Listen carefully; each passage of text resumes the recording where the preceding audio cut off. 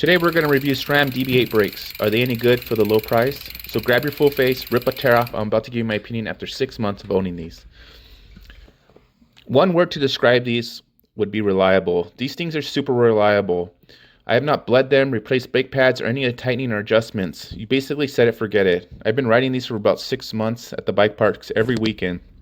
Constantly racing down, going fast, doing jumps, hitting brakes hard, hitting the berms.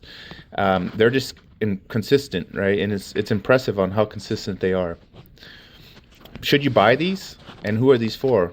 I would say if you're on a budget, as last I checked, they were about $130, and you want something reliable, then yes, buy them. Are they comfortable? Do they have modulation? No, they feel cheap. They have zero modulation. Unless you like squeezing rocks in your hand, you will not like the feel. But do they work? Yeah, they do. They work. But are they any good? How's the stopping power? I would say it comes down to skill on how well you ride with these. You can just as well smash your Strava times, win some races, ride as fast as you can, and you'll have the confidence with these. I believe they designed these to last with like harder compound brake pads, cooler running metals, just to keep you from bleeding them often. Now, if you decide to skid in the berm after the trail or do a nose wheelie, maybe a manual here and there, they don't have the power as some of those top ends do.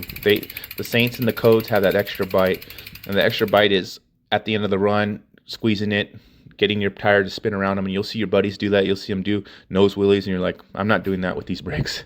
But they do work. They just don't have the extra bite. So they don't have modulation, right? And modulation was something that I thought I didn't need. I thought I just wanted the bite. But modulation actually gives you a lot of good control with like fractions of a squeeze. But these won't do it as much.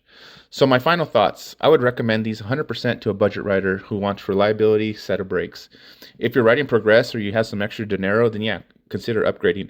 But in no ways will this prevent you from riding the steepest, fastest tracks and feel comfortable. It's the extra bite that you'll miss. Like if a Saint and Code was like a 10, then these are like a 7. Now, if you upgrade the brake pads, maybe you could get them 7.5 or maybe even 8. But then you may lose reliability. You'll have to change your oil more often, maybe even update your rotors. So, you have to put a lot more effort and time into it. And at the end of the day, I don't think these are the best modulation and feel. And they squeak, on the when you squeeze them on the levers. They never squeak on the rotors or the brake pads, so that's been pretty good. So I hope this helps your decision and you find this informative. Thanks for watching.